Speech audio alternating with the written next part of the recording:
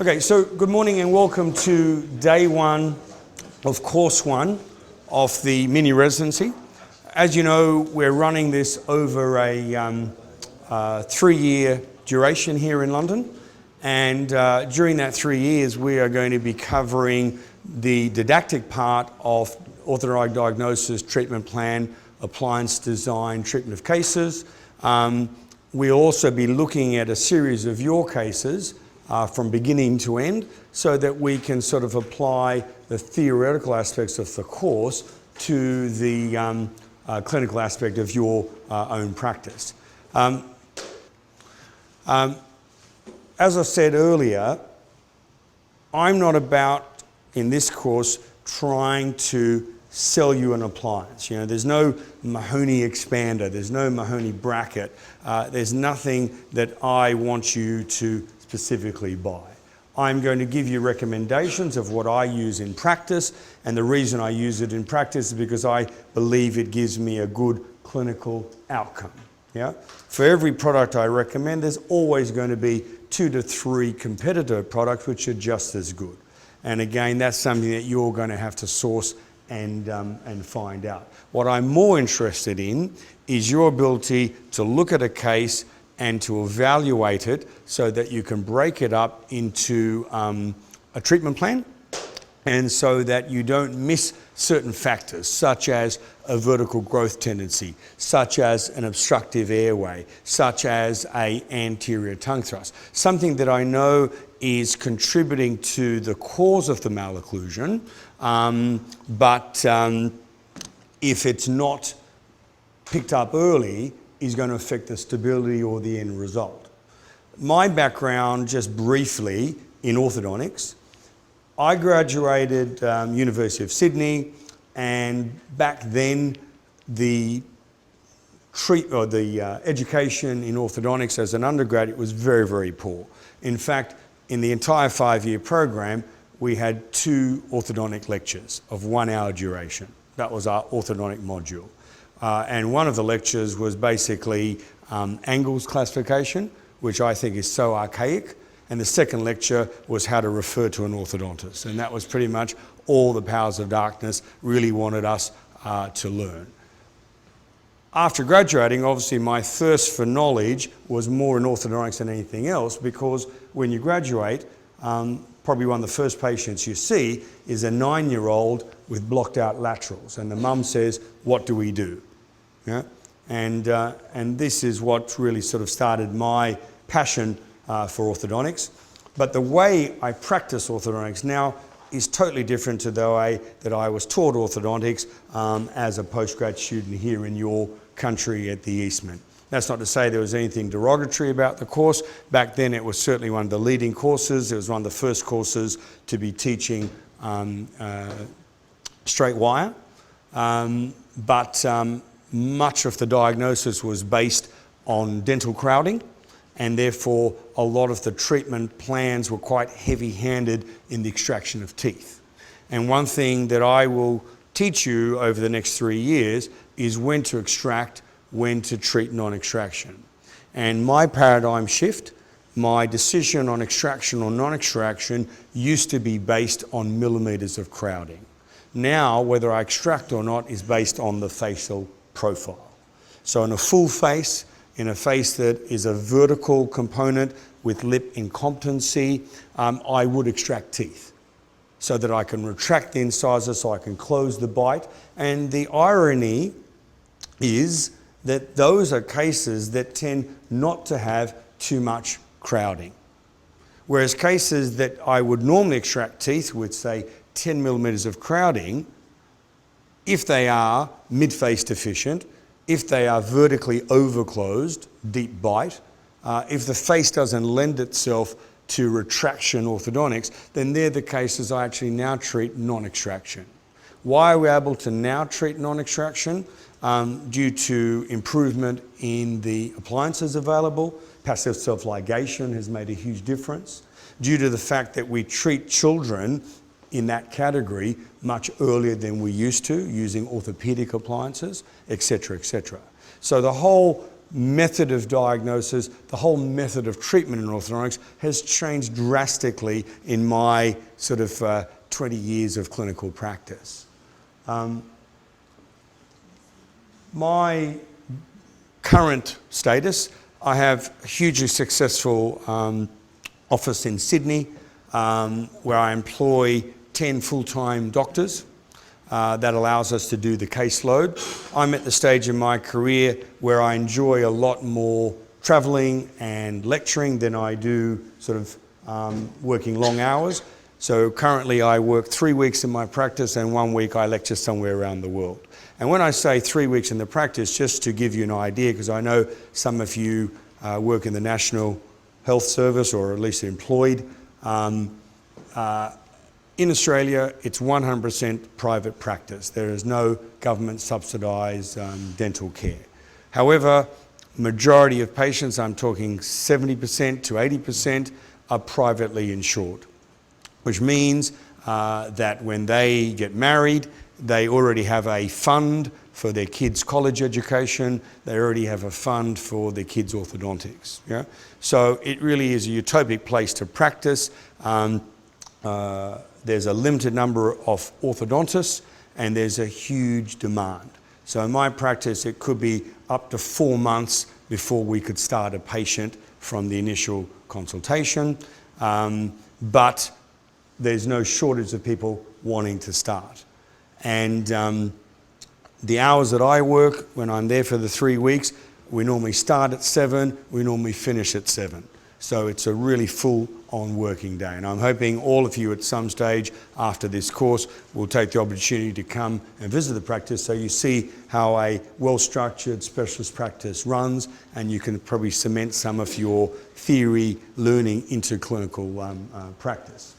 So I won't bore you with my qualifications, but to let you know that I am what the Americans call an RO, which is a real orthodontist, whereas you guys are quite unkindly known as MOs, which in America stands for motor orthodontist, which means that the specialists in the US in particular don't particularly like GPs doing ortho, and they say, oh, you guys learn your orthodontics in sort of Hilton hotels and you're not really an orthodontist. Well, to me, I don't really care if you learn your orthodontics in a hotel, at the Dental Association, at a university. I'm more interested in your ability to treat the patient as if they're your own kid. And I think that's always a good sort of paradigm of care. So in fact, I'd like to be known as a ROMO, real orthodontist, but motor orientated, meaning even though I went to university, did my master's, did all my Royal College examinations, that doesn't mean to say that everything that I know now was learnt in those places. In fact, most of the good stuff I've learnt has been after my graduation. So what I try and do is basically share with you what I think does work, what doesn't work. As I said, I was very disappointed with my undergraduate training as far as the exposure to orthodontics. I then came over and did my training at the Eastman, not far from here. A very good program, very didactic program, but unfortunately still using Angle's philosophy, still using a lot of Tweed mechanics, etc., etc. I think the eye-opener for me, during that time, I had the opportunity to do, for want of a better word, sabbatical, part-time research, and I did that here at the Karolinska Institute in Stockholm in Sweden. The real eye-opener for me going there is their education in orthodontics was vastly different to what I was being exposed to in the UK. They were more into functional problems, meaning kids who couldn't breathe through their nose were treated very, very early with a combination of medical departments. They were doing research on the link between narrow palates and bedwetting. They were doing research on the links between mouth breathing and adenectomy and what effect that has on facial growth. And to this day, I think the person that most influenced everything that I do now was this guy, Stenlinder Aronson. If you read his research, it really is the Bible on the link between airway and vertical growth of the face. And Jan Hugare, who was one of the first guys to start looking at cervical vertebrae and what influence that had on posture. So that really changed the way that I started practicing orthodontics. I'd like you to write down this email, only because if you want my personal advice, who would be the best person to help you clinically while I'm not here, it would be this doctor. That's her personal email. And her background, she's done Skip Truitt's courses, she's graduated from my mini residency, she's worked for me. Her initial background is from Brazil, and in Brazil she'd done most of her orthodontic training, but of course when transferring to Australia they don't recognise the Brazilian degree, so she had to redo all that training. So she's highly motivated, very dedicated to the cause, and someone who won't let you down, meaning someone who will respond to your emails and your clinical questions. Yeah? So somewhere in your bucket list notes, you keep that, and I would suggest by the end of today, or certainly by the end of Thursday, you email her and you say, this is who I am, I'm doing Derek's 3-year course, he's given you your details, and then take it from there.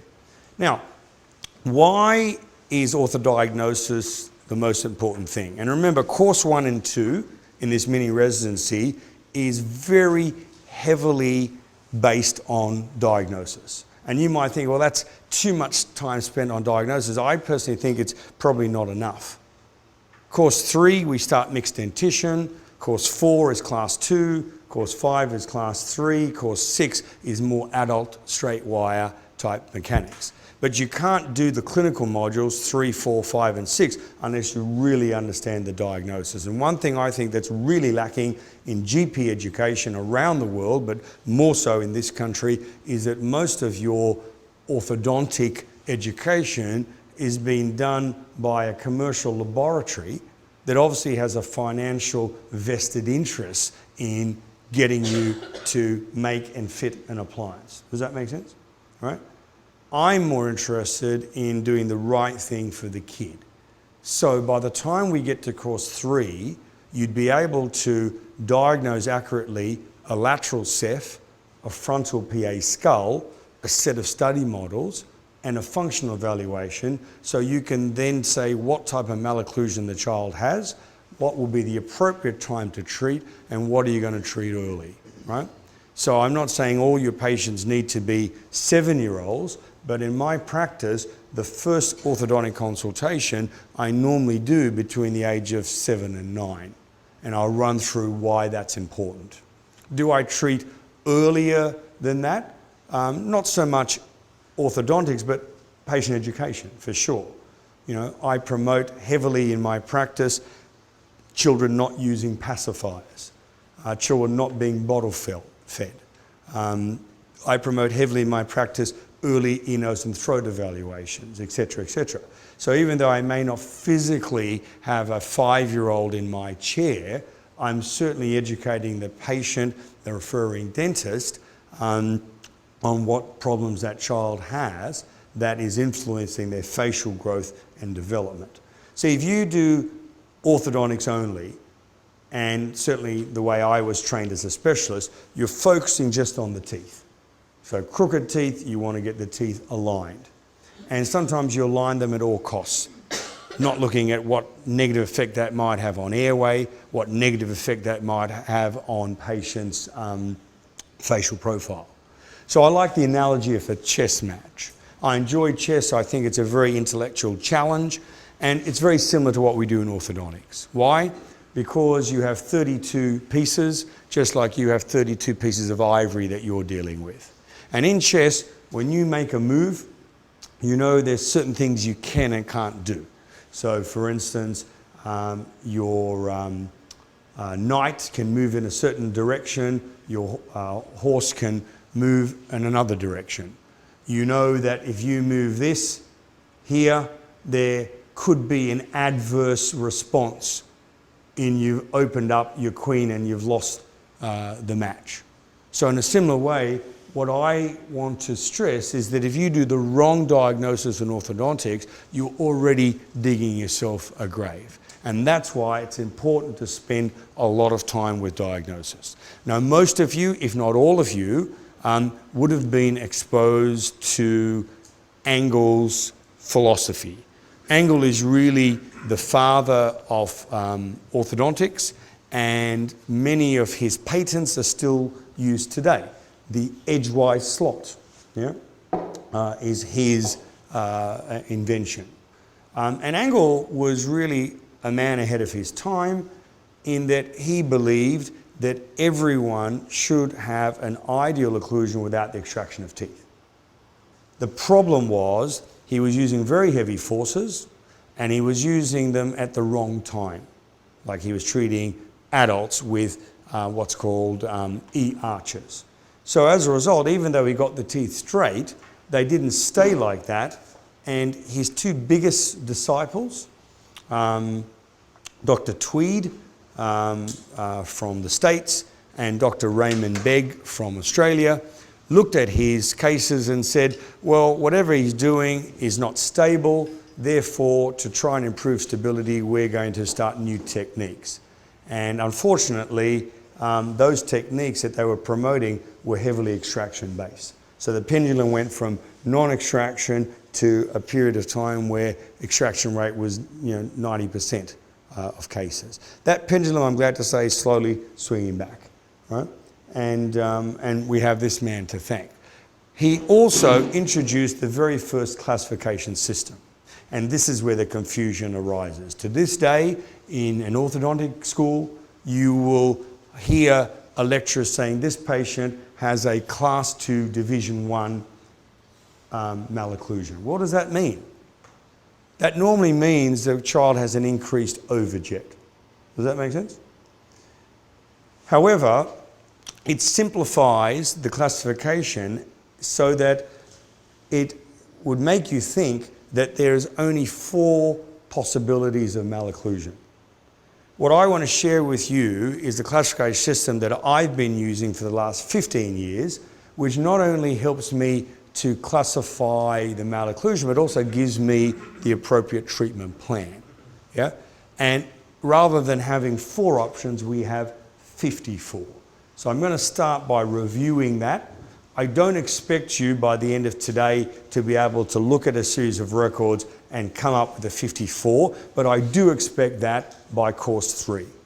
Your assignment, if you choose to do it, is I send you a patient's records, which are ideal standard, so you know what ideal standard means, and your job is to tell me which of the 54 malocclusions this patient represents. That's part 1 of the question. Part 2 of the question is for you to break up that patient's treatment into myofunctional problems, skeletal problems, dental problems. Yep? So the assignment always links with the teaching. And I always say to doctors, if you can't classify the malocclusion, you really shouldn't be doing the treatment. So it's not as though you have one technique and you're going to throw it for every malocclusion. You could have 54 different options. And those options are based on skeletal, dental, vertical, and amount of facial growth remaining. So let me introduce you to this X-ray. Many of you would know it as a CEPH, lateral cephalometric radiograph. I think in your country you actually use the word KEF. Is that right? The type of X-ray I need is a modified lateral KEF. This is called a lateral spine view. What does that mean? It means that your normal X-ray, which is a 5x7 film, shows me the entire cranium.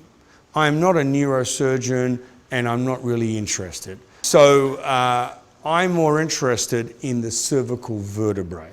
So there is your objective. When I send you the ideal records, you have something to show your radiologist, the person taking your x-rays in your practice. That's what I expect. Why? Because I gain a lot of information from this in regard to the patient's posture, which could lead on to cranial problems, airway-related issues, in regard to the amount of growth they have remaining. All I need here is from nasion, because I'm looking at what's called the anterior cranial base, which is from nasion to sella. And that finishes its growth, and we'll talk about growth a lot in this seminar, very early in life. This is a primary synchondrosis. It's purely under genetic control. Growth is complete by age 7. So by age 7, if I take one of these x-rays, I know exactly what type of facial growth that patient is going to have in the future. And I'll be able to guide that facial growth before it's complete.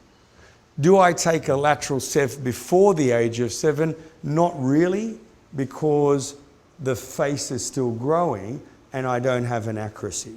But 7 is the magic age on average for children where the primary growth center of the face, the synchondrosis, which if you look back to your dental school notes will explain, completes. But I want that view.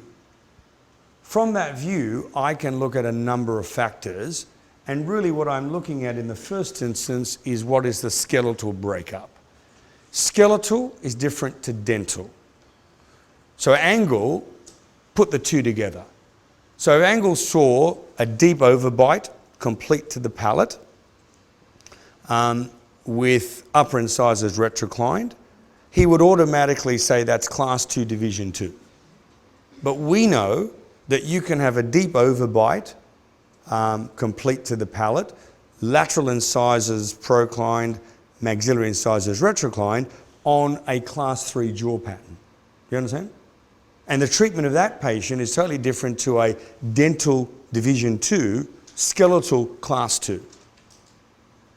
Right? So the first thing we want to look at is the skeletal classification. And the way you know it's skeletal, we use the term class.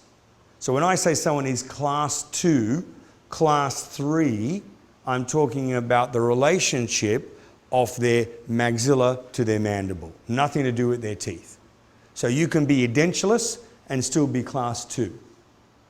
All right?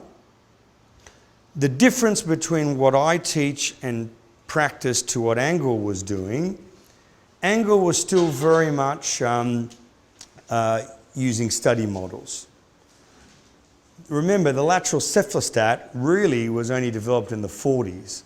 You know, Holly Broadbent. Ricketts was the first guy in California to actually even use one. And from then, we were able to start looking at the relationship of the jaws. But the problem is most orthodontic teaching programs, even at a postgraduate level, only relate maxilla to mandible. For instance, maxillary position is normally denoted by A point, mandibular position by B point. And the A and B difference is normally what people look at for the skeletal classification. And that is fundamentally flawed. Why? Because you can be class 2 between maxilla and mandible here, here, or here. What's more important is the relationship of the maxilla to the cranial base, right? If you've done Bimbler type analysis, which most of you have, that's the factor 1. Because if the maxilla is in the incorrect position to the cranial base, then effectively your skeletal classification is flawed. And that's why I use a different type of classification.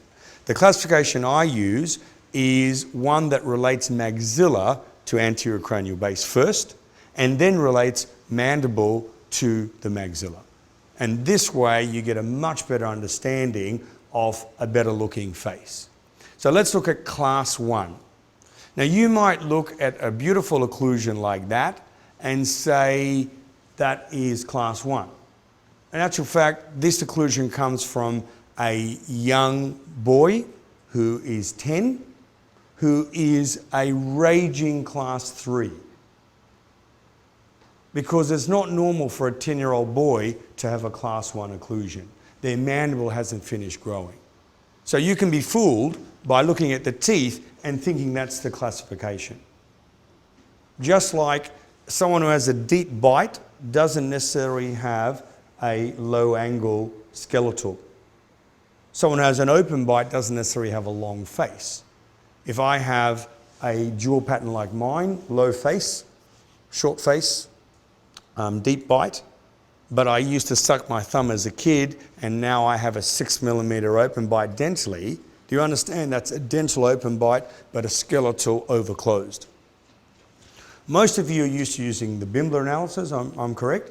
And I know when I question doctors on that, they have no idea what they're talking about. Who would agree with that? The good thing about Bimbler, there's lots of colours, which makes the patient and the parent think you know what you're doing. But I know you don't know what you're doing. Can we agree on that? Right? Bimbler is a very good classification. It was developed from a maxillofacial surgical point of view to put patients who had war injuries back into some sort of proportion. But it's confusing because it does look at dental and skeletal, but it puts them together. So somewhere in your little column it says bite will open and then it says bite will close. Well, what they're talking about is the dental bite versus the skeletal. I would implore you, in fact I insist, when you talk to me, we talk the same language. And the same language is going to be Jefferson analysis. Now Jefferson didn't really come up with this. It really is a modification of the work by Dr. Sassoon. It's an archeal analysis. But the good thing about this analysis, it has nothing to do with gender. It has nothing to do with race. When I trained at the Eastman, we had what's called cephalometric norms. So we had a, back then it was called Negroid norm.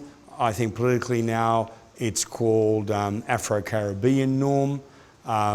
We had what was called Chinese norm. We had Caucasian norm.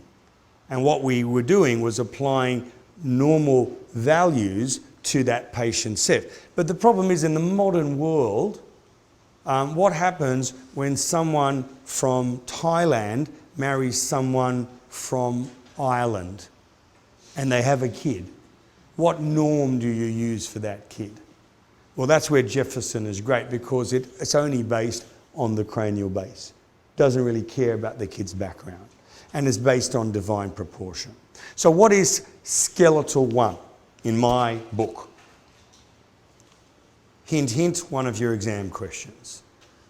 Skeletal 1 is where the maxilla is in the correct relationship to the anterior cranial base. And then the mandible is in the correct spatial relationship to the maxilla. That's a correct skeletal 1. Skeletal 1s tend to have better looking faces, without a doubt. Skeletal 1s tend to have less crowding, without a doubt, right? So I'm going to teach you today, in fact after the coffee break, how to do a Jefferson analysis. Even though the cephalometric module is course 2, I'm going to introduce how to do a Jefferson analysis because that's the key of answering the questions of the 54 malocclusions. It's just that in course 2, we do a more practical Jefferson in that I get you to trace and check your actual tracing. But it's not rocket science. It's easy to do. On average, a Jefferson tracing takes about 5 minutes. What level of experience do you do? When my son was 9, I taught him Jefferson and I paid him $1 for every tracing he did. He's traced about 10,000 Jeffersons for me and he's made a lot of money. I've saved a lot of money. So if a 9-year-old can do it, admittedly with very good genes, from half side of town. then you can certainly do it, all right? Because the landmarks for the Jefferson analysis are easy. You don't have something like Porion, which you really are guessing. And I'm going to go through that with you. So what's the definition of class 1? In Jefferson, we don't use a point. We use the most prominent point of maxilla, ANS, anterior nasal spine. We draw an anterior arc from nasion, which then tells me where my maxilla is to the cranial base. Now, most analyses drop a vertical from nasion. You understand? And it's a vertical to Frankfurt horizontal, a vertical to occlusal plane, a vertical to something. The problem with dropping a vertical from nasion, you're already setting up for a flat face. Does that make sense? If you look at a good-looking face, and I'm not talking about determined by an orthodontist, I'm talking about a good-looking face as in someone who's won a Miss Universe. I'm talking about Angelina Jolie, Brad Pitt, people who make their living from having good-looking face. You'll see that they all have a facial balance where the anterior arc is in balance, not so much the vertical. And this is the biggest problem. If you're communicating with someone who only drops a vertical, automatically they're going to think that that patient is too protrusive, too full. Right? And I want you to understand that traditional cephalometrics is fundamentally flawed based on the research. The most common analysis used in clinical practice today is Steiner analysis. And Cecil Steiner was a famous orthodontist in the States. And you want to talk about evidence-based research. He woke up one morning, he looked at his son, who was 12. He said, what a good-looking boy. Very unbiased opinion. He took one ceph of his son, he traced that, and that became Steiner's norms. And then the rest of the world tries to see how close their case is to that. See how ridiculous that is? And let me tell you, I've met Cecil Steiner and his son, and they are not oil paintings. Yeah. Whereas when I do an arcular analysis, it's unique for that kid regardless of his background. You understand that? Very, very important. And more you'll realise that a lot of patients who in traditional analysis are deemed too full are actually right on the money. My original master's thesis was based on functional appliances, and it was also based on facial aesthetics. Part of my research, I went to a modelling studio where people had been selected on non-dental, non-cephalometric criteria. And the reason I was able to do this is because I was currently treating a child of the guy who owned the studio. And I learned a lot from that.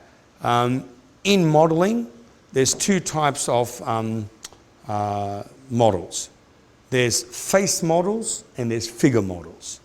Figure models are normally anorexic looking, they eat once a month, and they wear the couture up and down the catwalk. You understand? They may or may not have attractive faces. Face models are the ones that the makeup companies want, the ones that appear on the front of the fashion magazines, etc., etc. You got it?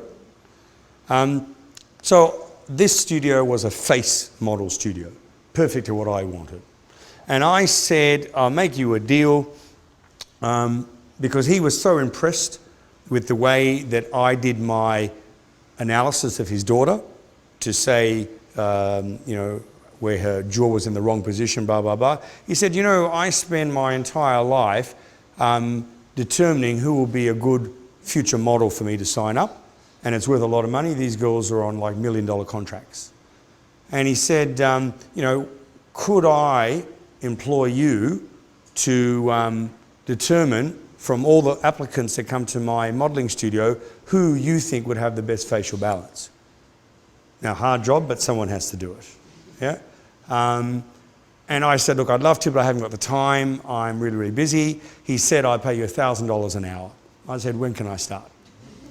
So the deal I did when I started doing that for him, so his criteria was, if you wanted a contract with him, you had to subject yourself to a lateral ceph x-ray.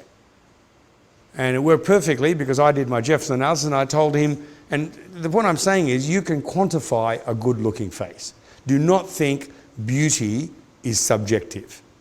And if you wanted to have a really fair Miss World, Miss Universe contest, you'd actually have a computerized result. Do you understand what I'm saying?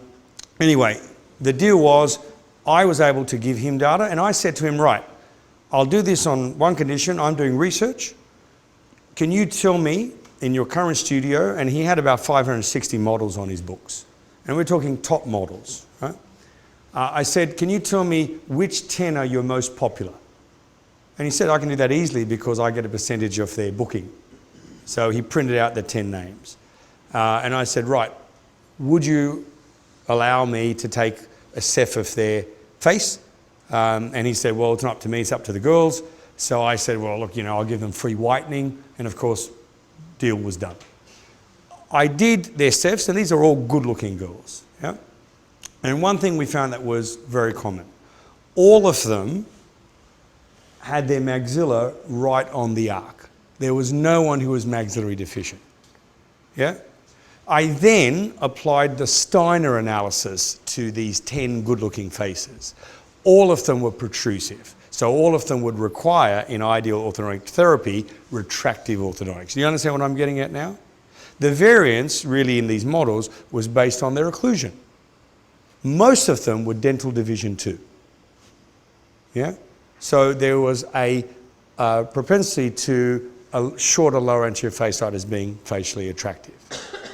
But I'm going to teach you that the best looking face is going to be someone that has skeletal class 1, division 1, which is a dental, and normal face height. And the way you're going to know that is not just because the maxilla and mandible will be on the right arc, but the 4 major cranial planes, which will be the maxillary plane, the cranial plane, the occlusal plane, the mandibular plane. Those 4 planes meet at one point only. Okay? And that is a good looking face.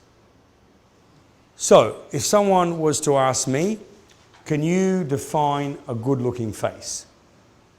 I would say yes. It will be a skeletal class 1,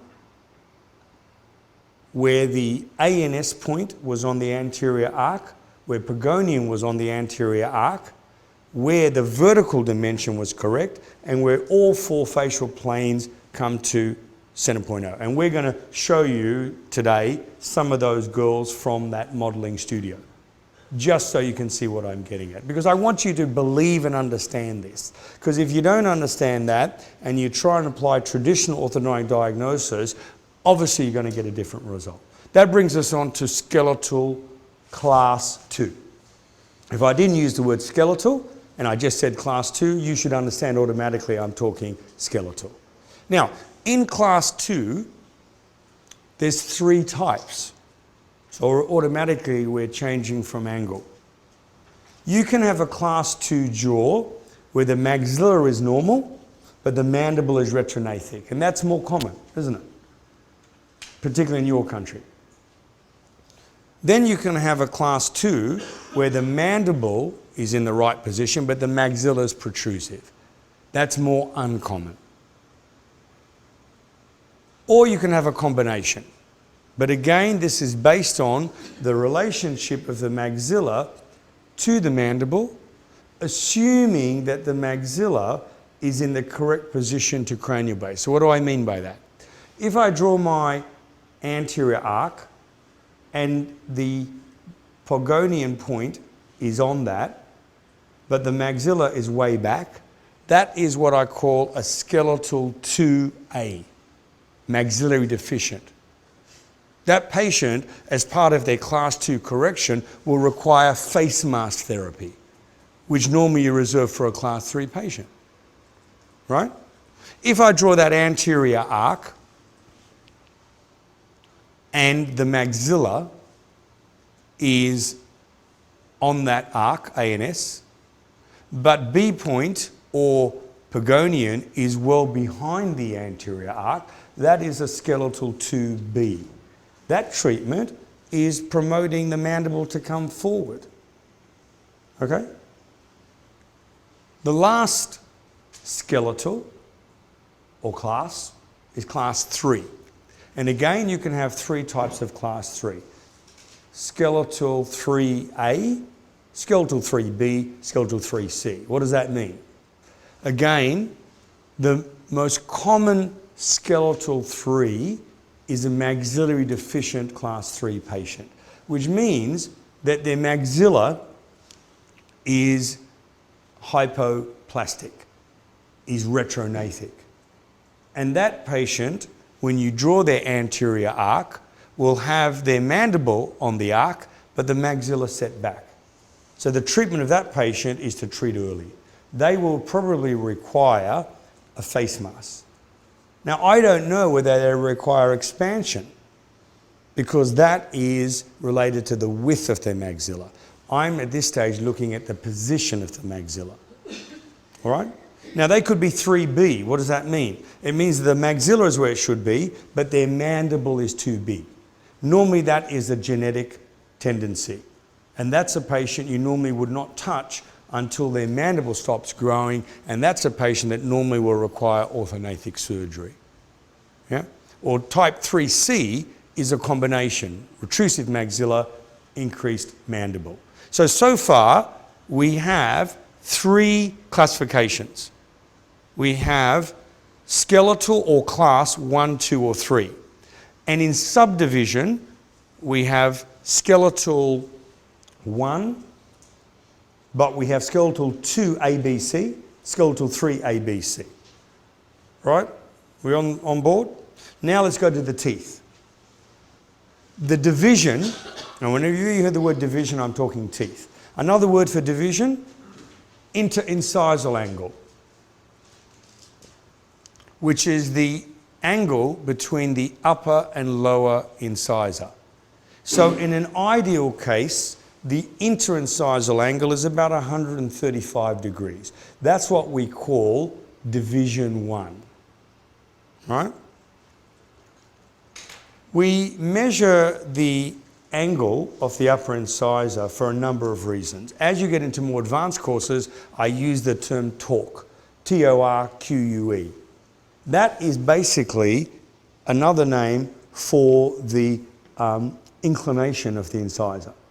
So an under-torqued incisor is what we call division 2. A procline incisor is what we call division 3. And you could have an ideal interincisal angle based on the fact that the upper incisor is adequately torqued. Now, depending on what you use, and most of you are used to Truett's classification, so we'll stick with that. He uses the angle of the upper incisor to Frankfurt horizontal. And in an ideal torque, division 1, you would have 115 degrees as your incisor angle, which would mean that the upper to the lower would be roughly 130 to 135. If a case is under-torqued, which is very common in the UK, the most common malocclusion in the UK is division 2, skeletal 2 malocclusion. Division 2 means that the upper incisors are actually upright or worse still retroclined. How do we measure that? Well, obviously from our initial x-ray, but in your country I know that the powers of darkness are all scared about taking too many x-rays, even though I will show you the evidence-based research in course 2 that shows you the x-rays that I'm requiring in your orthodontic diagnosis are about the equivalent on your patient flying from here to the United States as far as background radiation of millisieverts. So I'm sure the powers of darkness don't tell you to warn your patients not to have more than one overseas trip a year because it's very dangerous for them. Yeah? And I just want you to get some evidence-based sense in what you're doing.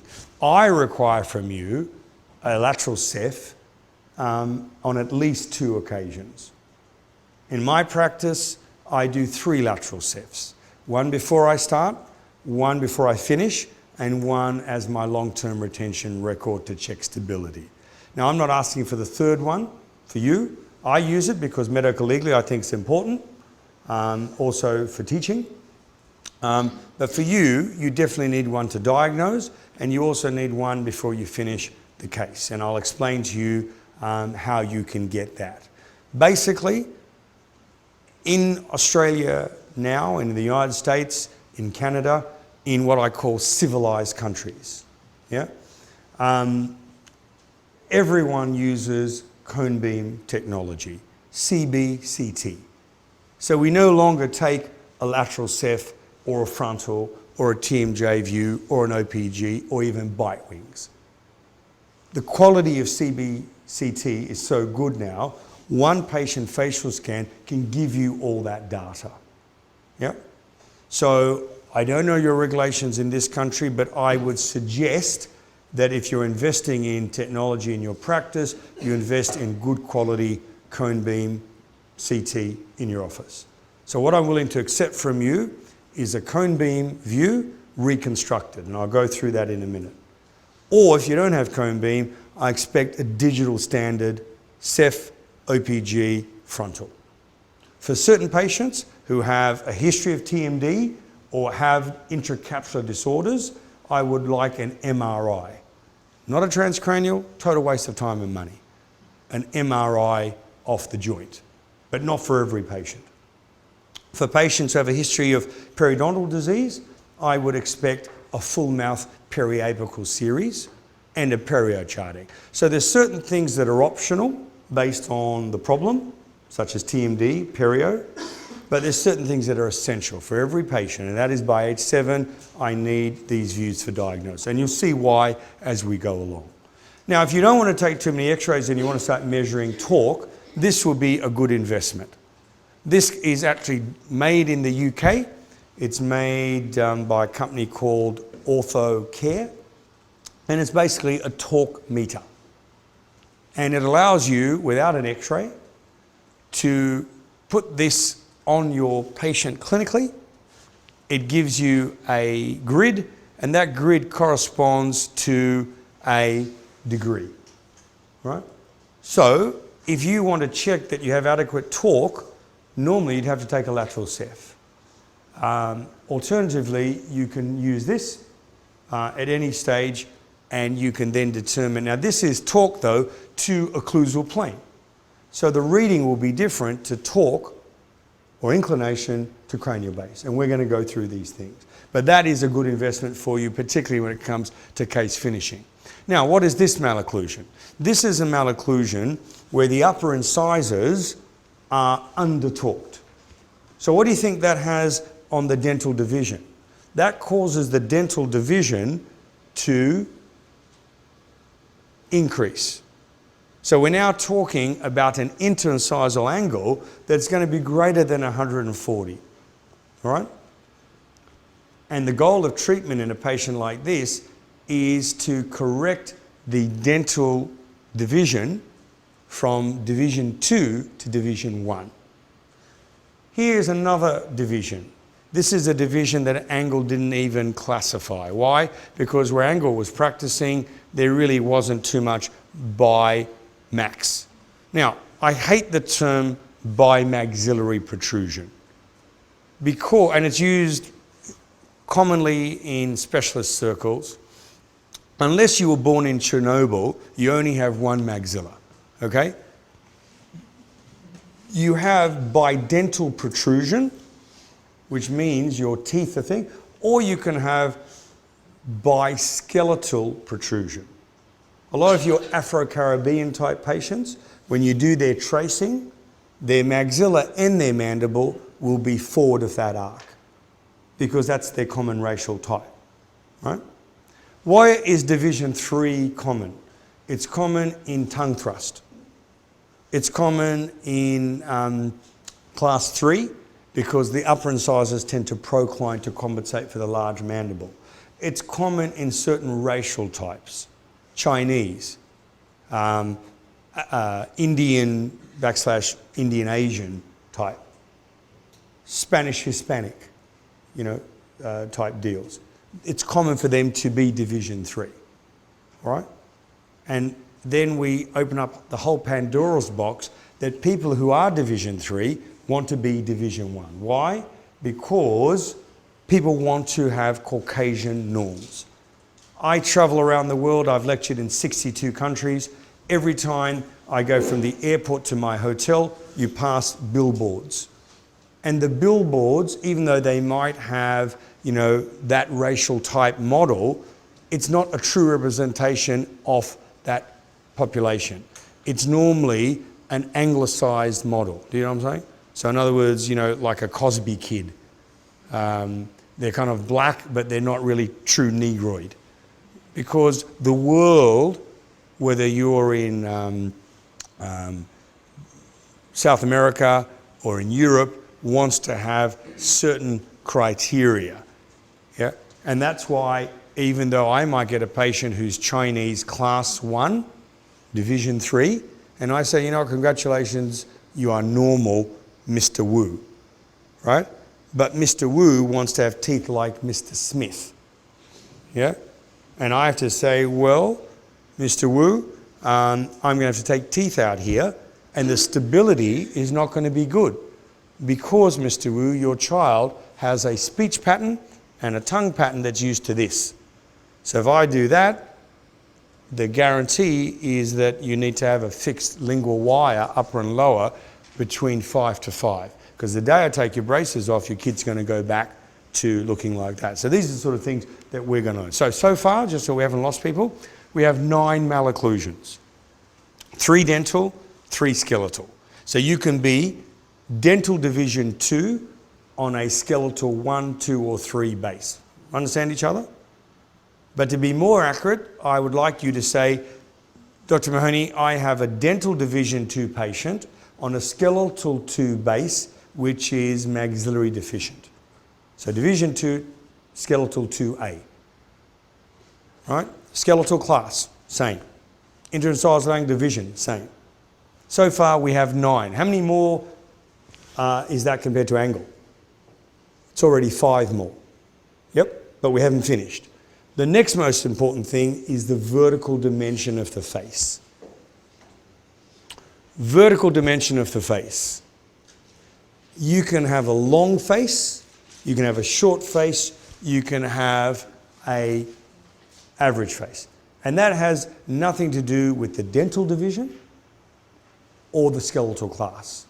So my friend here has a long face. What are some words for long face? The correct terminology is what we call hyperdivergent growth pattern, which means that the mandible and the maxilla are growing away from each other. They're also known as dolichofacial. Yeah? They're also known as backward growth rotation. This girl has the opposite. She has a short face. The correct term, which I'd like you to start using correct terms, is hypodivergent growth pattern, which is also known as short face, which is also known as low angle, which is also known as brachycephalic. These all terms are interchangeable. But basically, I'd like you to use the term short face. So right now, you're describing a malocclusion that's dental division 2, skeletal class 2B, brachycephalic. Automatically, we're getting some accuracy into our diagnosis. So this boy is class 3, but he has a normal vertical. This girl is class 2, but she has a short face. This boy is dental division 1, but he has a long face. He is what I call a high angle class 2 malocclusion, yet he has a dental division 1. So there's all sorts of mix and matches. So now we have 27 choices. Why? Dental, skeletal, vertical. And they're all unique, and their treatment is different. So if I have a dental division 2, skeletal 2B, short face, I'm going to give you mechanics, bang, bang, bang, bang. See how important diagnosis is? I can certainly give you the correct treatment plan, but only if you give me the correct diagnosis. The last classification is the amount of growth remaining, because it determines whether I treat now or later. It determines what type of appliance I would use. Would I use a face mask with a chin cup or a face mask without a chin cup? And this is what is called the cervical vertebral maturation index, known as CVM. Jane, you have the CVM PDF. I'd like you to email that to everyone. I'm going to give you the paper. The reason is it's very hard to photocopy because when you photocopy it, you can't really see the vertebrae. This is why I want a lateral spine view, not a lateral ceph, because this is very important to me.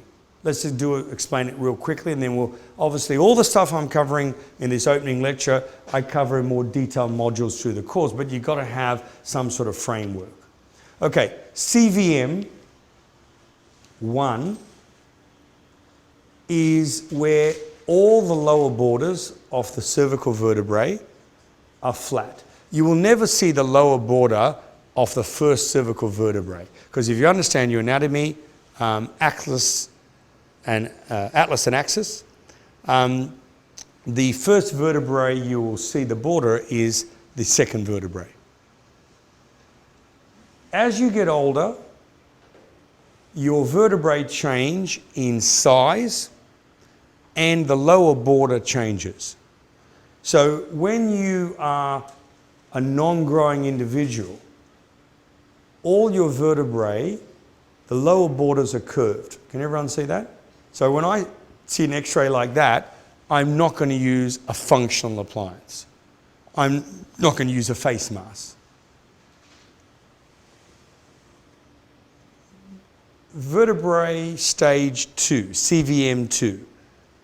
So when I say to you, doctor, don't touch this kid because they're a 3B and they're only CVM 3, that's telling you their mandible hasn't had its maximum growth and they already have a large mandible. So do not touch that patient, because no matter what you do, you can't stop that mandible growing. CVM2 is where the third vertebrae is flat, but the second vertebrae curves. CVM3, the third vertebrae curves, the second one is already curved, the fourth one is flat. So the stage is normally different to the actual vertebrae that's curving. Other thing I want you to notice, when the patient's young, their vertebrae are flat, rectangular, like a pancake. During maximum growth, the vertebrae becomes square. When growth is complete, the pancake, the rectangle, now becomes a rectangle, but with the width much less than the height, right? And this is very easy to determine. And when you present a case to me, I'm asking you for the CVM. So, if you give me the right things, I don't want you to give me some dodgy models with an x-ray that I can't even see the vertebrae and say, I think this patient's still growing. You know what I'm saying? Right? We want to do good quality orthodontics here. So you will say, Dr. Mahoney, this patient is dental division 2, skeletal 2B, low angle, CVM 2. Bang. Without even seeing your records, if you've got the right diagnosis, I will tell you, right, doctor, you need to use a high torque bracket, make the div 2, div 1, create an overjet for mandibular translation. Lucky if you at CVM2, you've got plenty of mandibular growth remaining, blah, blah, blah, blah, blah. I can just give you the entire treatment plan. So important, the diagnosis. And this diagnosis does take a little bit more time than your current diagnosis, if any, but it's very accurate. Okay, so what we're seeing here is a young kid. And I want you to understand that this has nothing really to do with age, right? When a baby is born, it's born with a large head. Who would agree with that? Why? Because its facial growth, which is what I'm interested in, is already well ahead of its standing height. In the past, we would ask patients, are you changing your shoe sizes? You know, are you taller than mum or dad? Have you had menarche? Are you shaving yet? You know, we would take stupid x-rays like a hand wrist x-ray, which, let me tell you, radiation-wise, is huge. It's 4 times the x-rays I want for diagnosis. And at the end of the day, what does it show you? It shows you the adductor sesamoid and tells you whether you may or may not have missed the pubertal growth spurt. But at the end of the day, who cares? Because the growth spurt that you're looking at there is for long bones. Do you understand that? Right? So if I am an endocrinologist and a patient comes to me at age 12 and they're very short and they're getting teased at school, and I need to determine whether they need some growth hormones to get them to normal, or whether they just haven't had their growth spurt, then I use the hand wrist. Do you understand? It's a total waste of time in orthodontics. This is what we're interested in orthodontics. Yep. Okay, so stage 1, young kid, no growth as yet. Stage 6, see all the vertebrae have curved? That's a non-growing individual. Now, that could be a 12-year-old girl. Yeah? And I can tell you, kids, maybe not mentally, but physically are maturing much earlier than they ever used to. Who would agree with that? And I can tell you it's related to the food they eat, to the growth hormones that are injected into that food. Yeah? But by and large, stature is definitely increasing. I'm an orthodontist.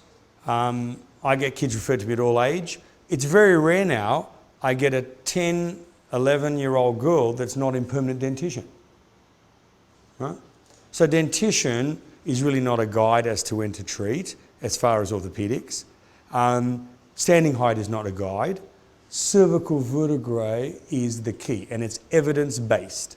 That paper I'm giving you is research-reviewed, peer-reviewed journal, all the criteria that we're discussing. This shows you the shape changes. So here the vertebrae are flat. They're getting square. Now, what do you need to know about this? Not now, but during treatment.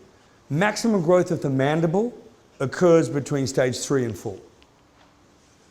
Maximum growth of the maxilla occurs at stage 2. If you're at stage 3, CVM3, you've missed the boat for a reverse full face mask, because the maxilla has had its maximum growth.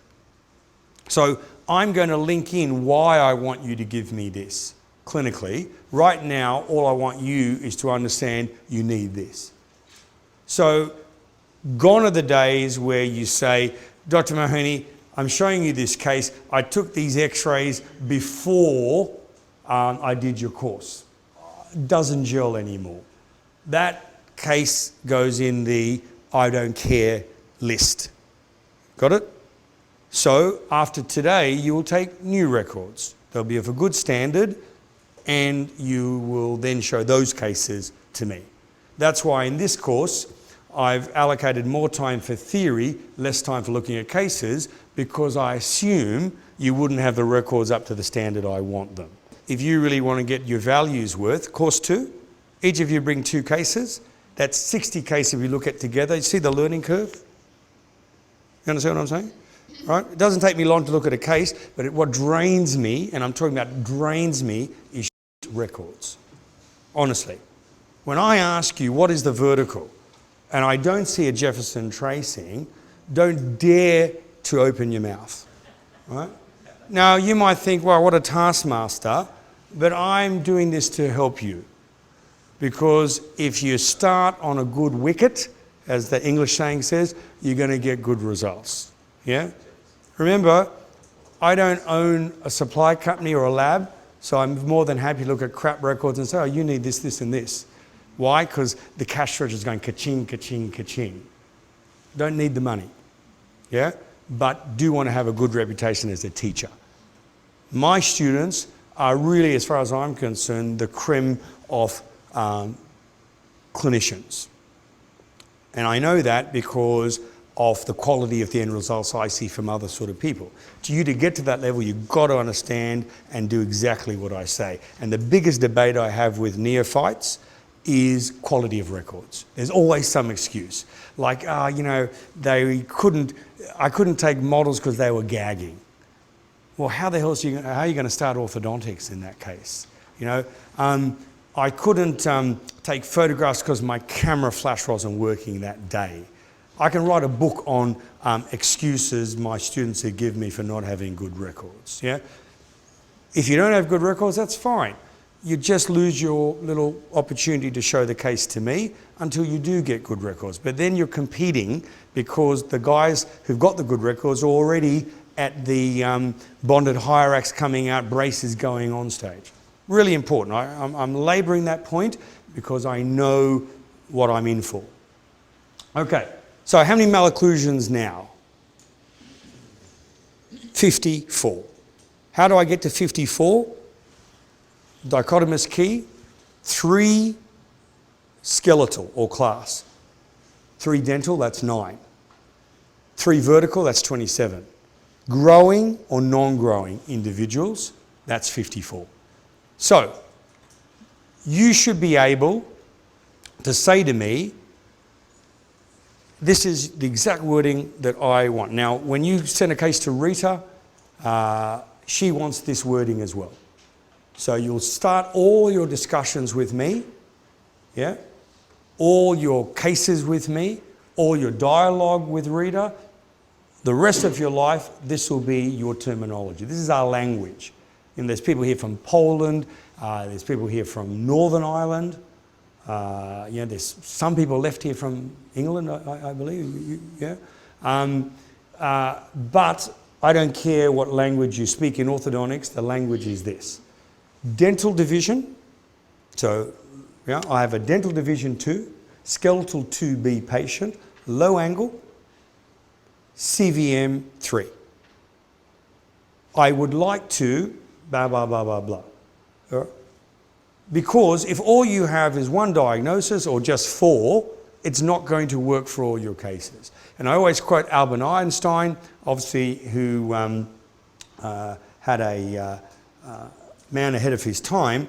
He unfortunately died in a mental asylum, and of course his definition of insanity was doing the same thing over and over again expecting different results. And this is what I'm getting at.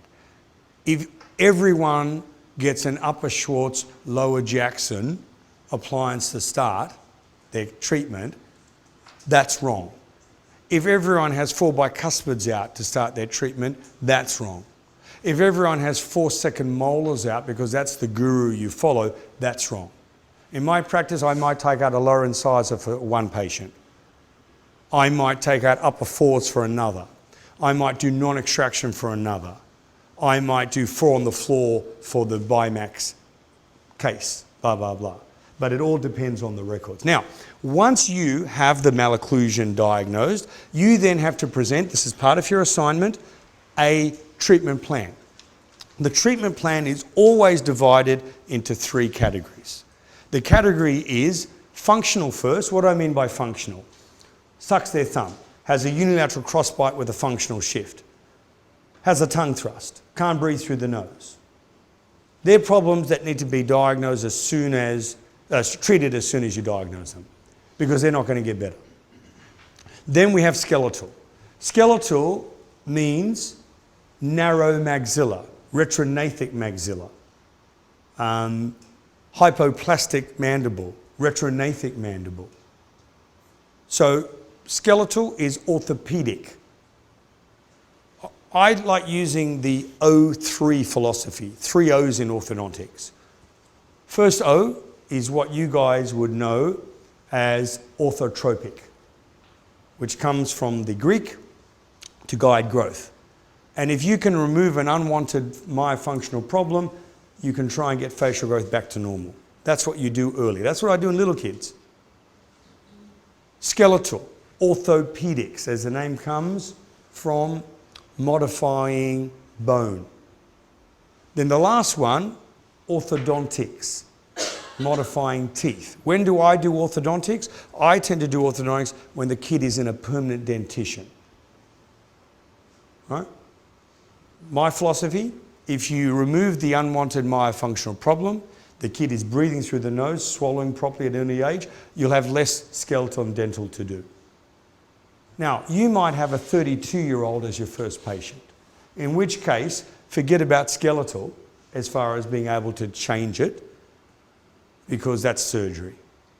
But it might be a patient who snores like a Trojan. That's a functional problem, which is part of your treatment planning. But most of your treatment will be dental. Or you might have a young kid who's 5 who has a tongue tie. Because they're tongue-tied, their maxilla doesn't have the stimulation to grow. That's a functional problem, and your treatment plan will be lingual frenectomy, myofunctional therapy, review. That's still a treatment plan. When you present your 10 cases for your board exam, it could be a case that's just had lingual frenectomy, myofunctional trainer. That's fine, provided the records were good and provided you can see there's been an improvement because of your treatment. Does that make sense? So don't think your examination case needs to be a beautiful class 1 occlusion that had 18 months in braces and before that had a twin block. Okay? So, now let's talk about the shift in diagnosis and treatment planning. When orthodontics was the Angle's period, right? Angle 1901, he really dominated orthodontics right until the 40s. A lot of it had to do with study models and basically hit or miss treatment approaches. As we evolved, or thought we evolved in orthodontics, there was 2 camps. There was the genetic camp, and that's the sort of person such as Dick Mills, who was a very powerful figure in this country, who would believe that you can't influence facial growth, that no matter what you do, it's genetic. So if your kid has a deep bite, it's genetic, and they're always going to have a deep bite. Right? If your kid has an impacted canine, it's because mum and dad had an impacted canine. And there is certainly some genetic predisposition of certain malocclusions, such as vertical growth, such as class 3B. But the newer care is really epigenetic. And this was first started by Melvin Moss. It was called the functional matrix theory, which means form follows function, function follows form. So if you believe that everything is genetic, then this course will be a waste of time for you. You're better off doing a straight wire course where you treat a class 2 by taking out upper 4s, lower 5s. And you treat a class 3 by taking upper 5s, lower 4s. And that's all you know how to do, because you believe that you can't in any way influence growth and development. One of your essential reading texts is Facial Growth by Hans and Enlow, because that explains the whole Melvin Moss hypothesis. The other option is for you to read Melvin Moss's paper. But what you must understand is that what we're doing in those early stages of myofunctional, orthotropic, skeletal, orthopedic is influencing positively facial growth, so that we end up not just with straight teeth, but a healthy TMJ, a good-looking face. So now you'll have 54 malocclusions, You'll present that to me with good records, and you'll then say, based on my good records and my diagnosis, this is my treatment plan. Legally, I teach in many countries, but I'm not registered as a specialist in every country. I am in this country. But legally, I can't give you a diagnosis. I can give you a second opinion.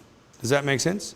So you need to give me a diagnosis, and it could be totally wrong, which it probably will be in your early years. That's fine. But at least then I'm offering you a second opinion. I would like to see you, after you divided your 54 malocclusions, to tell me what you're going to do in phase 1, phase 2, phase 3. Now, when I talk phase 1, it is my myofunctional phase. So a twin block is not phase 1. A twin block is phase 2. It's skeletal. Full braces, upper and lower, is phase 3. All right? So when I use terminology like phase 1, phase 2, phase 3 in your treatment plan, that's what I'm talking about. Phase 1, kid who can't breathe through the nose. Kid who has large tonsils or adenoids. Kid who has venous pooling. Kid who is tongue-tied. Kid who has a tongue thrust. Kid who has allergic rhinitis. Kid who has recurrent middle ear problems. Kid who sucks their thumb. These are all things that, believe it or not, are very important in our type of orthodontics. How many of you have come through Skip Truett's initial program? In other words, have done a Skip course? Well, half of you. Well, that's good, because, you know, that is really a good solid foundation. Those who haven't done Skip Truett, where would your background come from?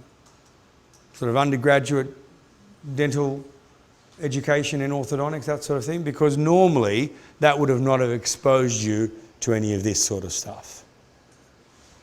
Orthopedics. This is the book I would like you to buy and read. You can get, my suggestion to you if you want to be a good student is you buy yourself a notebook or an iPad that has the capability of having ebook, and that becomes your orthodontic office. So when you come near me with records, all the orthodontic records are on that tablet or that iPad. Any reference Jane sent you is on there. That becomes your orthodontic textbook, and it is an ongoing work. That would be what most of my students do. I don't push one software over another. Obviously, there's hundreds of management softwares. There's hundreds of patient education softwares. You need one of each. A patient education software is one that kind of shows visuals of before and afters, of what is a high angle, of what is an impacted canine, of what is a gold chain and how do you pull it through. That's important for you to sell the treatment to your patient. And I can recommend some good ones. A patient management software is one that you can punch the patient's name and all their records come up with all your clinical notes and where you are in treatment so that you can show me, right? A good management software will allow you to interface with the internet. It will automatically compress all your data so you can send it to me or to Rita in the shortest time frame. And speak with Yasmin. She uses a software called OrthoMed. Works very well for her, very easy, didactic to her. That doesn't mean you have to buy that software, right? As far as case presentation, maybe some of you already in your dental software have something like that, but it won't be as good as an orthodontic one. If you have lots of money to waste, I would recommend the number one is Dolphin Aquarium. Second tier to that is IACT. Third tier to that is a thing called Screenplay. What are these three? They're patient communication softwares. They allow you, once I give you the diagnosis and treatment plan, to go back, and I hope none of you are doing national health stuff because you're just not going to be able to provide the quality of care with that sort of low income. but that's for you to make a decision. You might do it under National Health as a learning curve.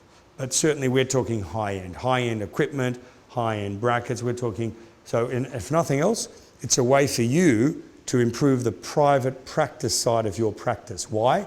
Because you have all these bells and whistles.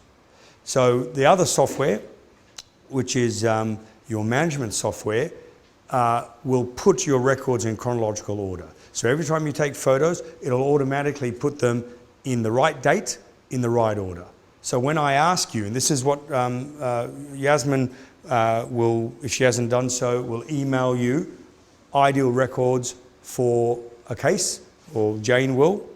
She'll also send you ideal update, meaning if you started the case and you want to get my advice, I always need first photo, top left, current photo, as in that day, bottom right. Does that make sense to you? Yeah? So I can look at where you started, where you are, look at the treatment plan, and bang, in 5 minutes say, this is what you need to do, X, Y, Z. It's very important you invest in some sort of audio recording technology. iPhone is perfect. Even better is your iPad, which already has that patient's record. You'll keep my audio file on that. Live Skype. Reason is I talk quickly. Why do I talk quickly? To me, time is money, right? And today, at the end of today, I'm going to put up a case that's just been sent to me last night through the internet. Student of mine in the Middle East. We do this course in Dubai, and show you how good the records are. And then another student, same class, showing me an update. Showing my response, 6 minutes for one, 8 minutes for the other. Why is that important? Because if you work out my hourly rate, you'll see why every minute actually is important. Yeah? Therefore, the quicker way for me to communicate is me talking. Typing also takes time, and you may not then get the right response that you were after. So use the opportunity at the end of courses to put up updates. Yeah? And those updates could be off your case. So just so you understand, at the end of each course, you have 2 tickets. And I don't even know whether you really want to go to the stage of giving them tickets. I don't know, right? We do in some jurisdictions. I know in Australia, some doctors who are a bit slow sell their tickets to the other doctors. But anyway, it's up to you. But the thing is, you can't present 10 cases to me. You understand? Ever. Unless you want to part with £8,000, right? But you can present 2. And those 2 can be in treatment, update, or new patients. Does that kind of make sense to you? So my advice for me, get your 2 most difficult cases and I'll hold your hand right till you finish them. Happy? The other cases, I gave you Rita's email, or you may choose to only use me for the diagnosis, which means if you do the maths, you have 24 new patient cases you can show me. Does that make sense? Yes, no? Right? That's very, very important, because that's what drives Yasmin and Jane mad. And then they come back at me and say, oh, you know, blah, blah, blah. I say, look, I'm very clear. And I'm clear in that 2 cases per person, because that gives me 60, imagine how long 60 cases are going to take to look at after every thing. Now, we do that kind of as part of the program for everyone. So I don't do like what I call corridor consultations. Last stage, phase 3. Phase 3 is where you're going to learn the most in this course. Why? I'm a specialist orthodontist. I put braces on day in, day out. I know how to do first, second, third order bends. I know how to case finish. I know how to help you when a tooth is ankylosed and you figure that out in treatment and it's not moving, blah, blah, blah. I personally use and teach the Damon system, but this is not a Damon course. You understand? You can use any bracket you like. You can use a twin, you know. My advice, the minimum bracket you should use is a twin low friction bracket, such as Delta Force. The next better bracket, though, would be something like a self-ligating bracket.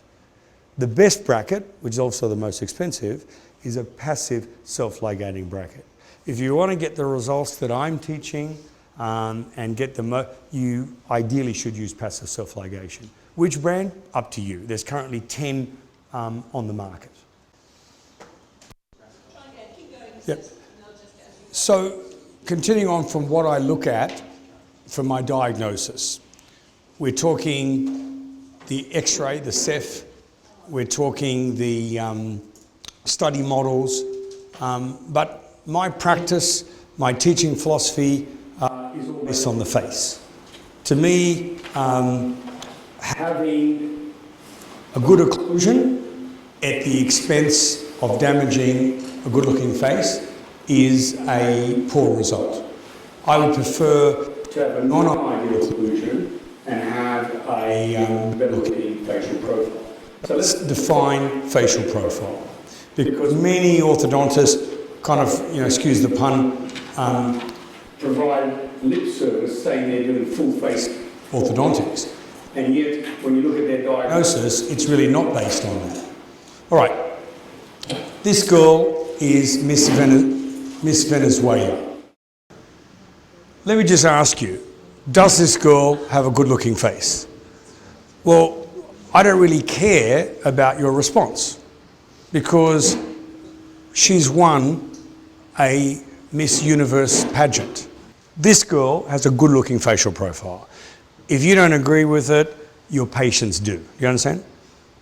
Anywhere around the world, if you ask someone, a layperson, who has, as far as actress, a good-looking face, who do you think they'd say? Angelina Jolie. Why? The reason is that women in this day and age want to have a fuller profile. It's a sign of youthfulness. Yep. What is a good profile? This is what I'd like you to do when you present a case to me, which is what this lecture is all about. I want you to draw a line from the chin to the lower lip. That's all you need to do. So this is her line. You understand? Now, can you see that her upper lip and her nose also hit that line? That, by definition, is a perfect profile. Soft tissue. So we're going through Cephs, but, Cephs may not necessarily correspond to soft tissue. For instance, if your first name is Pinocchio, regardless of your cephalometric tracing criteria, you're still going to look maxillary deficient. All right? So this line is a modified E line. Ricketts developed it, and in Ricketts' initial plan, he was using the aesthetics which were used for many, many years of the ancient Greeks and Romans statues. Apollo Belvedere, who, let me tell you, was as class 2 as could be with a big nose. You understand? That was facial beauty. His initial E line, the upper lip was supposed to be 2 millimeters behind, the lower lip 4 millimeters behind. Before Ricketts passed away, he wrote his premise on facial aesthetics, and he said in the modern world, people are after a fuller profile, and as a result, the ideal E line would be where the nose, lips, and chin thing. Now, if you don't believe me, pick up any fashion magazine. When they photograph a model, they never photograph front on. They never photograph side on. It's always a 45-degree shot. So it's easy for you to do that line. Use this as your marketing. In my practice, in all the consultation rooms, we have famous people, Brad Pitt, Angelina Jolie, with this line drawn.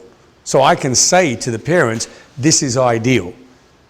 Now, I'm trying to achieve as best I can for your daughter, and to do that, I'm going to need to blah, blah, blah, blah, blah.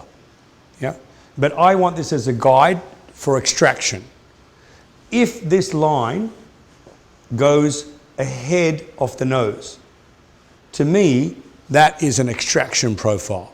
That's where I need to take teeth out to get the lip balance improved.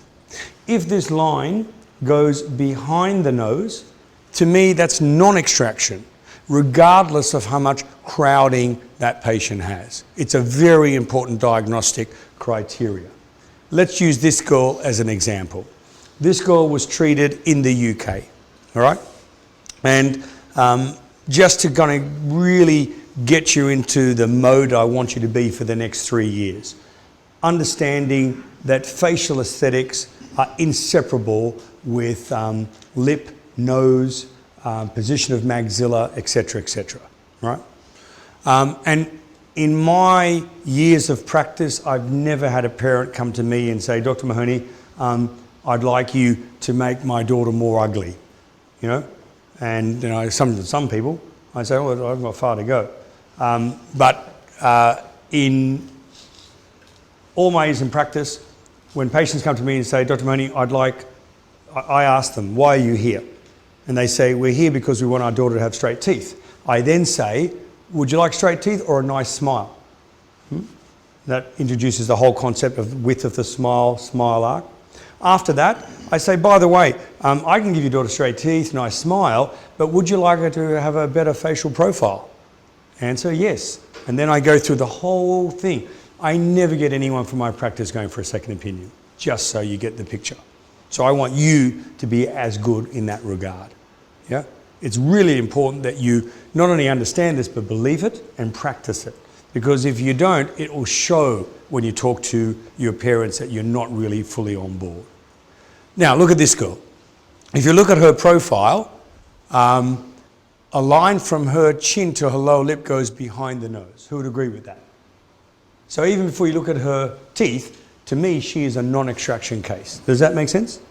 Now, she is dental division 2, skeletal 2B, low angle, CVM 3. That's my classification. So I'd expect you to present these sorts of records with that sort of classification. What are some treatment choices for this girl? So her treatment would normally be in this country, who would agree? Upper 4s, yes or no? If you're really lucky, looking at that lower crowding, some people have a philosophy, if you do it in the upper, you've got to do it in the lower. So how about upper and lower 4s? When I trained at the Eastman, we had a little adage. You had to sort of show why you wouldn't take teeth out. It was called 4 4s, if not, why not? You understand what I'm saying? I'm not making this up. Who would agree that she would probably be an upper 4s case here? Yeah. And do you think that would make her more or less attractive? You understand? Yeah. So what does she need? Well, we don't know until we look at the tracing. I can tell you from her tracing, she is biskeletal retrusive. Does that make sense? So she's a 2B, but you can be a 2B with maxilla position varied to cranial base. So a 2B, just so you understand, can be 2B biskeletal protrusive, or 2B biskeletal retrusive, or 2B with purely a discrepancy to the jaw. And we'll go through that as we look at things. So I'll tell you what her ideal treatment is. She has a crossbite, right? She has a narrow palate. She has division 2 incisors. Her ideal treatment is to expand the upper jaw, correct the crossbite, torque the upper incisors, create an overjet. Who would agree with that? Which will worsen her class 2. So that then you can bring the mandible forward from class 2 to class 1, which will balance her face. Yeah? So the way I practice, I will give you a treatment plan which would be Hyrax with face mask. Why? Because her maxilla is retrusive. I'm going to make her look more class 2. Why? Because when I bring her mandible forward, then she's going to balance to class 1. Does that kind of make sense? Now, you kind of hope after the expander and face mask, when she has a 10 millimeter overjet, she doesn't go for a second opinion. And this is why when you start doing this type of orthodontics, you really need to converse and transfer patients to like-minded people. Yeah? Biggest cause of litigation is normally when a patient transfers due to moving location or because they're unhappy with something in your practice, and they go to someone who doesn't do what you do, who then instigates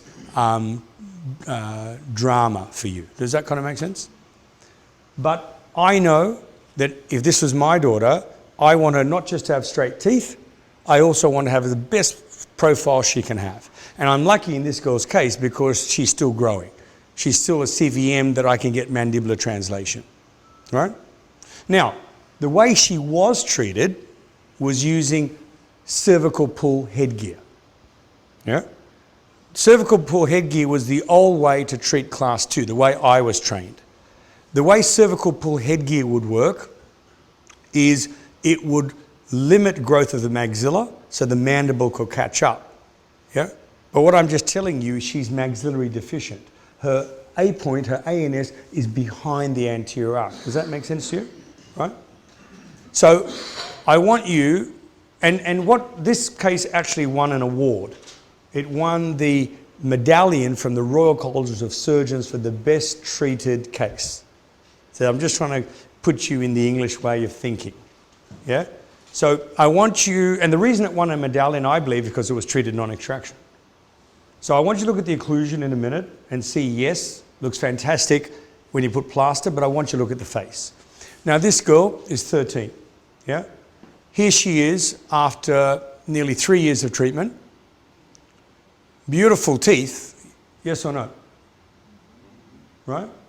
You can see why if all you limit your treatment to is angles class 1, Andrew's 6 keys, beautiful. What about her face? Right? Look at before, look at after. So, you know, I don't want people to say to me, extractions ruin the face. Sometimes you need extractions. This is non-extraction. The face is still ruined. You understand? So some guys less experienced than myself will try and have you believe if you take premolars out, you're going to damage everyone's faces. Sometimes you have to take premolars out, and I'll show you a case where you do need to extract. But other times, even non-extraction can ruin the face if your criteria is wrong. Do you understand? Here, it was all about fuller face. Treatment was retractive in nature. Make sense to you? Right? Now, the poor girl is 15. We know, if you read Essentials of Facial Growth, Hans and Enlow, if you look at the research done by Dr.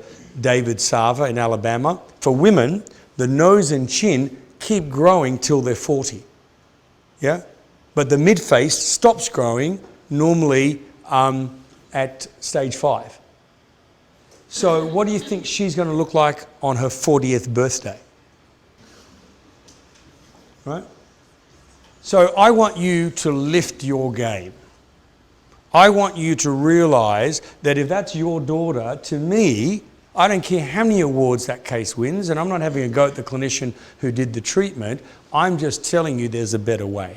The better way would have been, believe it or not, expand, protract maxilla, then translate mandible, then do the orthodontics. Then she would have had as nice an occlusion, class 1, division 1, but where in the face? Here in the face, not here in the face. Does that make sense to you? Such an important teaching point. Here's a case that we've treated. This girl comes in, and remember, in Australia, even though we're a Commonwealth country, we are slam bang in the middle of Southeast Asia, right? So the majority of patients that I treat are actually Chinese, yeah? They're not Caucasian. Australia is a young country, it's very multicultural, but we don't have, like you would have after years of inbreeding, many, you know, Anglo-Celtic, is that right? Facial profiles, yeah? Let's draw a line on this girl's chin to her lip. That's going all the way back to Hong Kong. Does that make sense? You'd be crazy not to take teeth out for that girl. So here she is after full bicuspid extraction. And part of our program is to teach you how to do proper extraction cases. So I don't want people leaving my 3-year program saying, all he does is talk about expansion, non-extraction. Not at all. I expand when I need to. I extract when I need to. I do orthopedics when I need to. I do braces when I need to. I do myofunction when I need to. It's all about the correct diagnosis. Yeah? And what I'm trying to achieve in these bidental protrusive cases is a better profile by extraction-based treatment. We're trying to get our patients into that balance. So another thing I want you to present to me is a E-line on your photograph. So your normal photographs, your normal x-rays, then your Ceph-traced, then your profile photo with the E-line. One other photo that I demand is what's called a smile photo. Now by that, I don't mean a passport smile, right? I mean an actual patient I'm happy smile. So come up with a joke or something that you think people are going to laugh at, take the photo then. Once you've done the photo, with current technology using any of the softwares available, Adobe Photoshop, you can then zoom in here. So I want a smile face, but I want that photo. Why do I want that photo? Because that photo allows me to plan my smile aesthetics, which are very important. I will teach you Sava's 5 elements of an ideal smile, just to quickly go through them. Proper torque of upper incisors, so when the light hits it reflects back properly. Showing no gum and no lower incisor, correct vertical.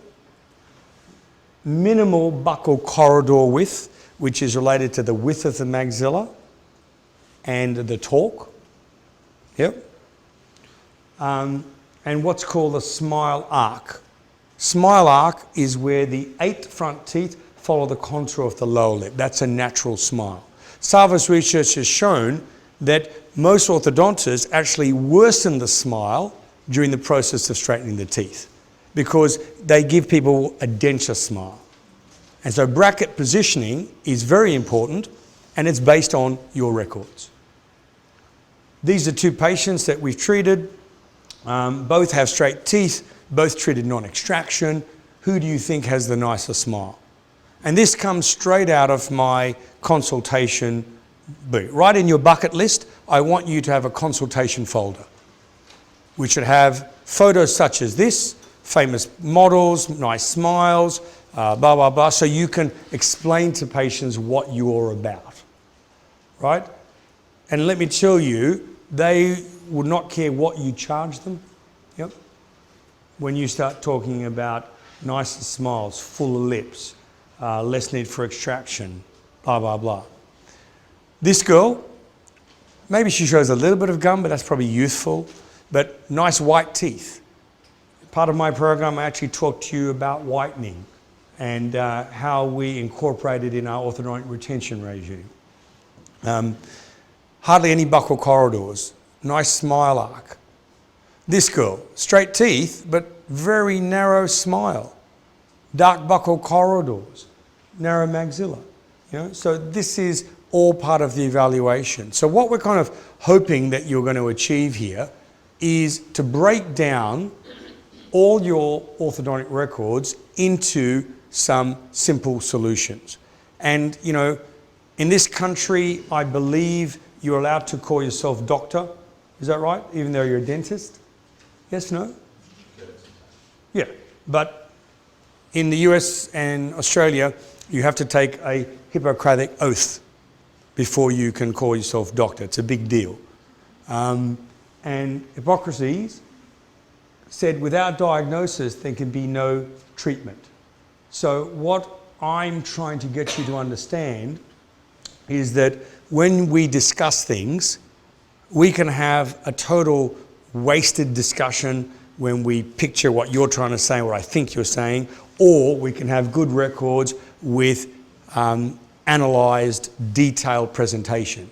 And then, as per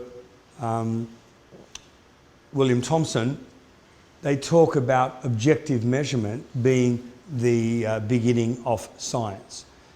Jane did mention about the IAO. I'm a senior instructor for the IAO. I believe in the organisation because it's the oldest non-specialty orthodontic study group. Yeah? They're the people where you will finally sit your exam to get your accreditation, your certificate, etc. Who is a member of IAO? Just so I have an idea. Just 3 people. Okay. I would like you, and it's not essential, but it'd be on your bucket list to join the IAO, right? The benefit of joining is every course you do, you get credits, and then those credits go towards a tier advancement program. Their tier advancement program is very, very good.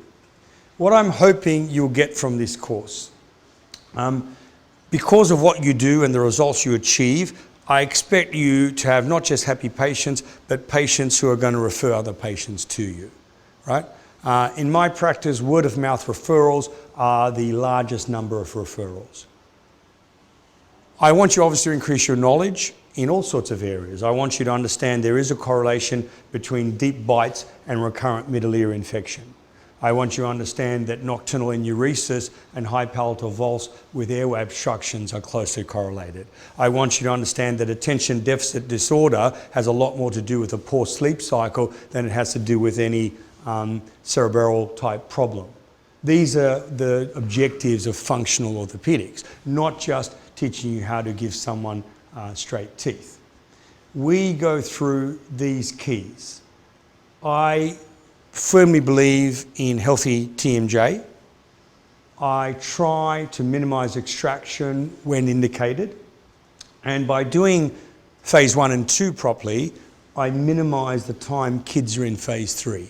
In my practice, if a child has had either phase 1 or 2 or both, normally they're only in braces for 12 months, right?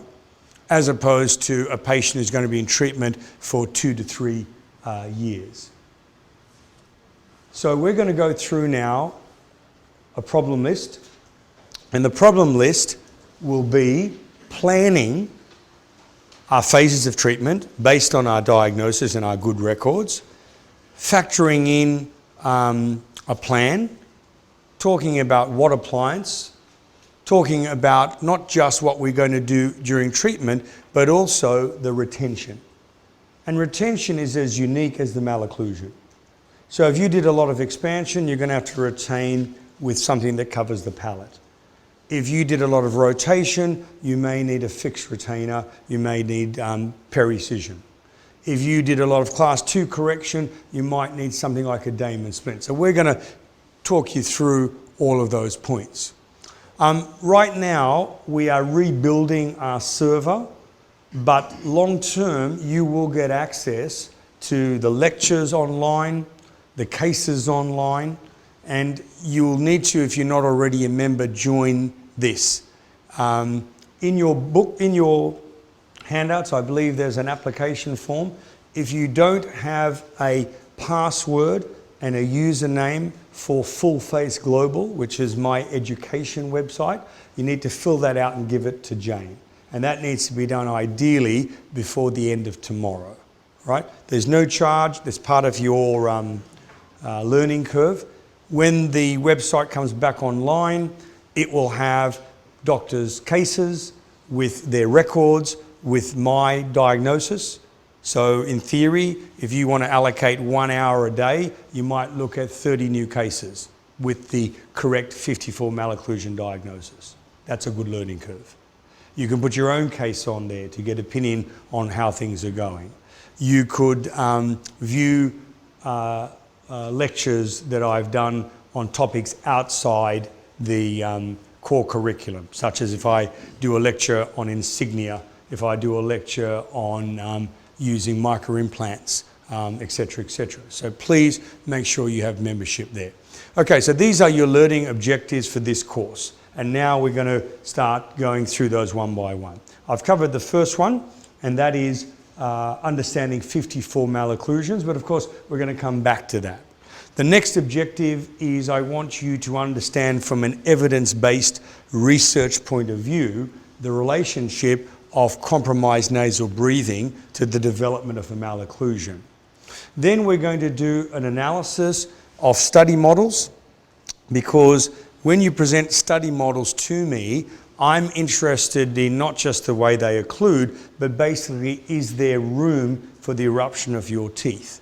And that's what we call a short Korkhaus analysis. We review divine proportion when it relates to facial profile, and I will go through what I recommend for computerized software. Ideally, you would have a software that allows you to digitize your cephalometrics. It saves a lot of time. As I said, nowhere in the world do we still do hand tracings with pencils and acetates. We're going to go through how to do a Jefferson tracing, the landmarks. That's on this seminar. We're also going to explain to you about how the face grows, how this is a primary growth center called a synchondroses, how the maxilla grows via intramembranous ossification, how the mandible grows based on endochondral ossification, and how the three are linked, and how, in order of sequence, it's synchondrosis, premaxilla, maxilla, mandible. And that will make you understand when you need to treat those skeletal discrepancies. Because most kids should be class 2 at a young age. And too much emphasis is given on early correction of class 2. When if you leave class 2 alone and you develop the upper arch, get the right tongue posture, get the kid breathing through the nose, in actual fact, the mandible grows naturally and catches up with maxillary position, with the exception of vertical growers, and we'll discuss that. So these are the questions I will ask you when you present a case. So please write these down. I think, Jane, you gave them that what Dr. Mahoney wants type sheet. Pretty sure you did. You showed it to me. Yeah. It's here. So, right?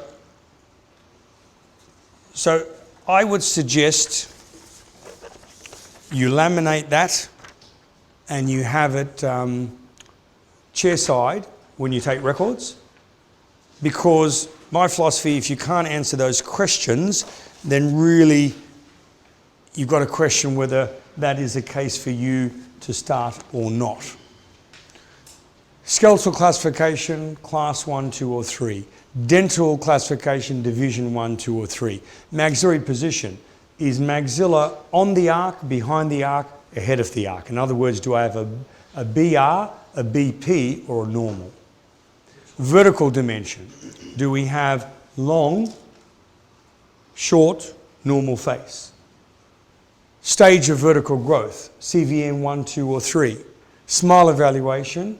And I don't know from static records if there's a TMJ issue, if there's an airway issue, if there's a tongue thrust. Okay? So the more information you can give me, the better. At the end of today, I am going to just show you a case that a doctor from Dubai sent me last night by email, by PowerPoint, just so you can see the standard. One other thing, which is optional. You have a guy in this country called John Mew. Many people think he's crazy. I think he's a prophet before his time. If you look at Mew, I obviously disagree with him on some points. He believes that fixed braces are damaging to the face, and he's a purist in using functional orthopedics, right? But if you look at John Mew's finished cases, he has the best looking faces of any orthodontist I've seen anywhere in the world, right? Why? Because, like me, he believes that maxillary position is more important than anything else for a good-looking face. So one thing that you could do that takes a few extra seconds and that will help in your ability to determine maxillary position is the Mew indicator line. The Mew indicator line is done on your photos. So when you present photos to me, I would like to see Ricketts E-line, right? You guys are so lucky in the day of Google, yeah? You can imagine all these things I'm throwing at you, all you need to do is Google them. If you Google Ricketts E-line, there's something like 5,000 hits. If you Google Mew indicator line, all this stuff comes up. Basically, the indicator line is a line drawn from the incisor to the tip of the nose. What's good about it, it factors in soft tissue to maxillary position. ANS is a hard tissue landmark. tip of nose is a soft tissue landmark. So what I'm after is the indicator line, because that gives me an indication on the direction of growth of the individual and the position of the maxilla. To this day, when my maxillofacial surgeon is doing an operation, a bi-max as they call it, he moves the maxilla based on John Mew's indicator line to the nose. And then he moves the mandible to that position. Now obviously it's not just for surgery. When you're doing orthopedics, when people ask me, how do I know when my face mask has achieved its result? How do I know if I have a good maxillary position? Well, cephalometrics is one method. But obviously in this country you guys are all worried about taking too many x-rays. Yep.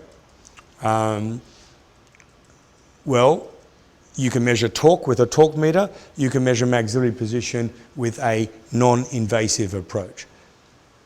In an ideal situation, and you know, it's only in an ideal deal, a good-looking face would have a minimal increase of the mu indicator line. A long face would have a large indicator line, which simply means because maxilla is deficient and rotated downward. You don't have to buy the ruler, but you know, you're supporting John, and I suggest it's a good investment because it has all the figures on the other side. Other than that, just use any ruler and measure. Now, in this girl's case, she is a high angle class 2, long face. Without a Ceph, you can kind of predict that when you get experience in looking at faces. But right now, if you measure that line from her incisor to the tip of her nose, it's 48, which for her age, being 9, is in excess of 13 millimeters. So Mew's philosophy with the BioBlock is to develop the maxilla and push the premaxilla forward to reduce that indicator line, then move the mandible to match.